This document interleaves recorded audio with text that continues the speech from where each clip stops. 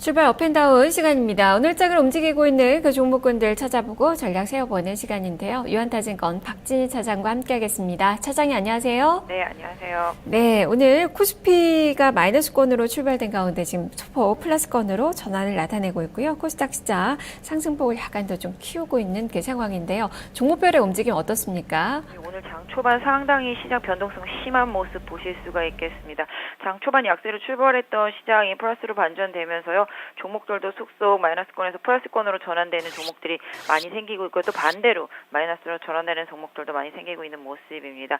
장 초반 흐름 봐드린다면 가장 중요한 포인트가 거래소 쪽에서는 GKR과 파라다이스 같은 카지노 섹터들이 상당히 좀 강세를 보이고 있다라는 점이 좀 특징이라고 보실 수가 있겠고요. 오늘도 영화 관련 섹터 CJ CGV, 미디어플렉스 강세 보여주고요. CJ ENM도 급등세 나타나는 모습 특징으로 좀 보실 수 있을 것 같습니다. 반대로 증권주들 약세 보여주고 있는 점 눈에 띄고 있는 모습이네요. 실질적으로 지수가 플러스 전환을 했는데도 강하게 반전하지 못하는 모습 나타나고 있는 모습 보실 수가 있겠고요. 오늘 조선주 섹터 쪽에서 현대미포조선의 하락세도 좀 눈에 띄고 있는 모습 보실 수가 있겠습니다. IT 섹터 쪽에서는 지금 현재 LG 디스플레이 좀 약한 모습 나타나고 있는 모습이고요. LG 이노텍도 초반에 반등하다 소폭 약세로 전환한 상태 되겠습니다.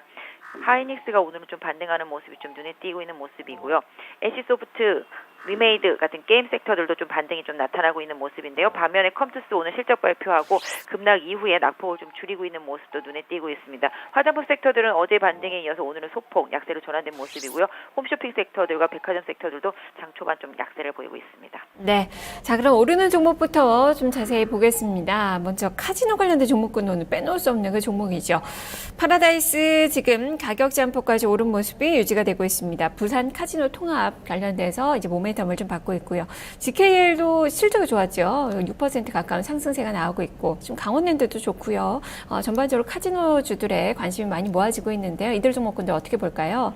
네, 사실 카지노 섹터들 아직까지 실적은 별 볼 일 없는 그런 상황이지만 일단 주가가 바닥을 친 이후에 기대감을 계속 살리면서 기관 투자자 쪽에 강력한 매수세와 함께 상승을 이어왔습니다.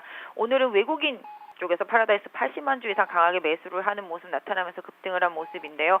일단 통합한 부분이 긍정적인 시그널로 좀 먹힌 것 같습니다. 현재 주가 일단 보유하신 분들은 뭐 상한가기 때문에 뭐 파실 필요까지는 없겠습니다만 단기적으로 약 한 33,000원대 이상에서는 강력한 좀 매물벽이 있다라는 거는 좀 염두에 두실 필요가 있을 것 같고요.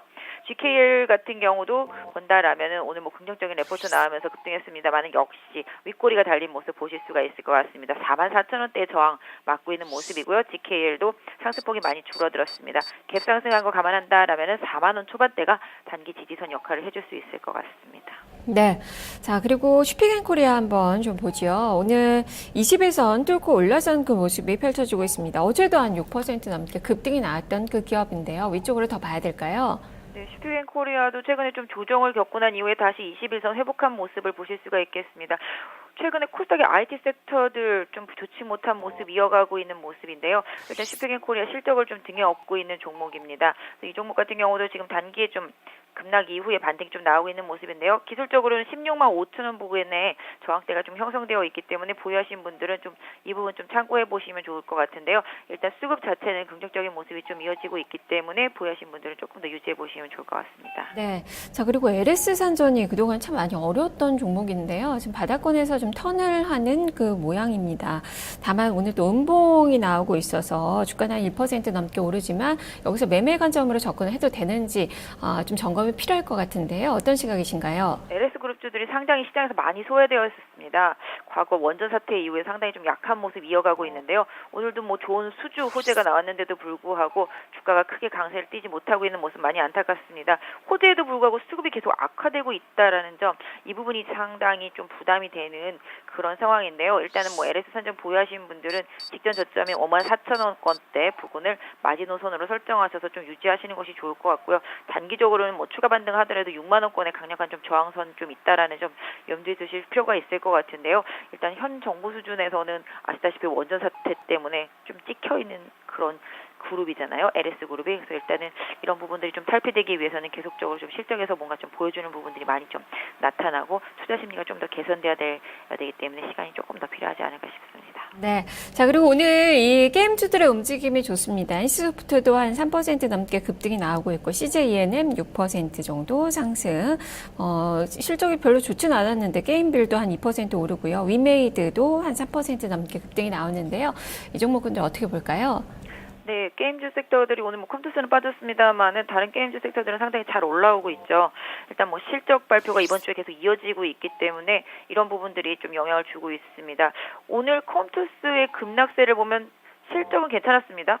그다음에 매출도 괜찮았습니다. 다만 마케팅 비용이라든지 좀 비용적인 부분이 추가적으로 많이 들어가면서 이 부분 때문에 시장에서는 조금 아쉽게 좀 생각한 것 같습니다. 다만 낙폭을 지금 줄인 상태이기 때문에 컴투스 오늘 저점권 이탈하지 않는다라면은 보유하신 분들은 일단 좀 유지하시고요. 다만 단기적으로는 18만 원 부근대에 좀 강한 저항대가 형성되어 있다라는 점 염두에 두실 필요는 있을 것 같고요.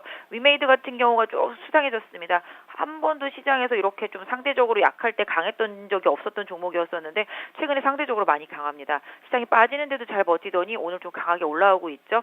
위메이드 뭐 항상 그렇다시피 실적이 안 좋은 종목이어서 시장에서 기대감도 사실 크지 않은데요.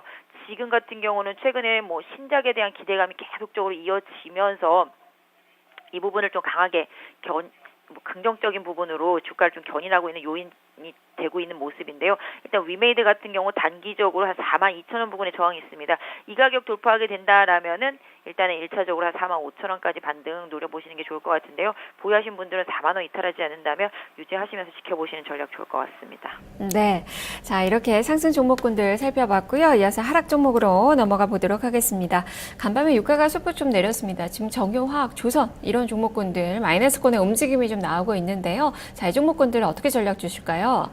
네, 민감주 섹터들 어쩔 수 없습니다. 지금 원유가 가격이 하락을 하고 뭐 올해 뭐 원유 전망치가 나왔을 때 뭐 많이 가야 한 75불, 죽어도 뭐 100불 못 간다 뭐 이런 얘기들도 나오고 있는데 뭐 물론 이런 건 좀 예상치긴 하지만 단기적으로 유가 하락이 원인을 좀 제공하면서 민감주 섹터 내에서는 화학주를 제외한 뭐 조선이라든지 정유 섹터들이 좀 약한 모습을 이어가고 있는데요.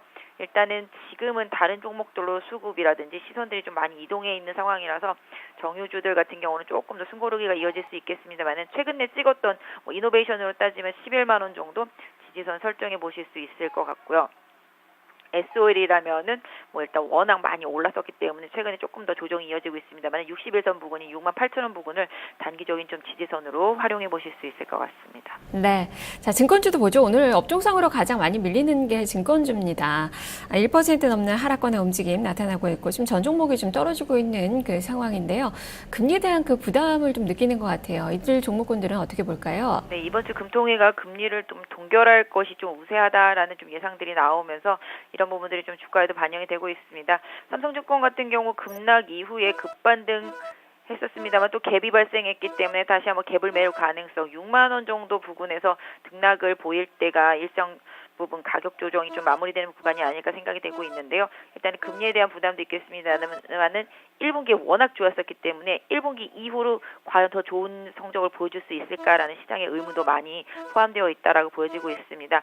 일단 뭐 삼성증권 같은 경우 단기적으로는 64,000원 부근의 저항 계속적으로 좀 인식될 수 있을 것 같고요. 이 가격도 넘어서야지만 추가적인 상승 가능하다라고 보시고 대응하시고요. 단기적으로는 계속적으로 증권주들은 어느 정도 좀 눈치를 보면서 박스권 흐름을 보이다가 주가가 다시 한번 레벨업 될 때를 한번 노리셔야 되지 않을까 싶습니다. 네, 조금 더 기회를 봐야 될 것 같네요.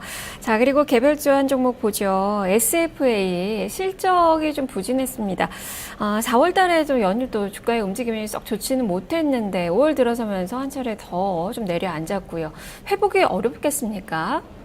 보자 하니까 SFA가 최근에 급락했던 가장 큰 이유도 아마 실적이었을 것 같습니다. 반대로 비아트론이 급등한 이유도 실적이었을 것 같습니다. 비아트론이 수주가 늘어나면서 실적이 좋을 것으로 예상됐기 때문에 상대적으로 강했었고요.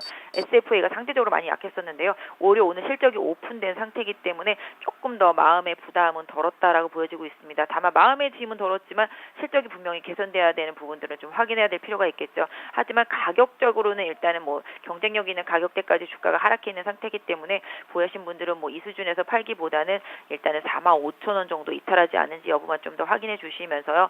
좀 유지하시는 전략이 좋을 것 같고요. 차후에도 5만 원권에 설정되어 있는 저항대 돌파하는지 여부가 주가의 추가적인 추세에 있어서 가장 중요한 자리이기 때문에 이 부분을 좀 보유하신 분들은 확인하시면서 비중을 좀 조절하시는 전략이 좋을 것 같은데요. 일단은 좀 보유하시는 전략 좋을 것 같습니다. 네, 알겠습니다. 말씀 잘 들었습니다. 네, 감사합니다. 네, 지금까지 박진 사장과 함께 출발 업앤다운 살펴봤습니다.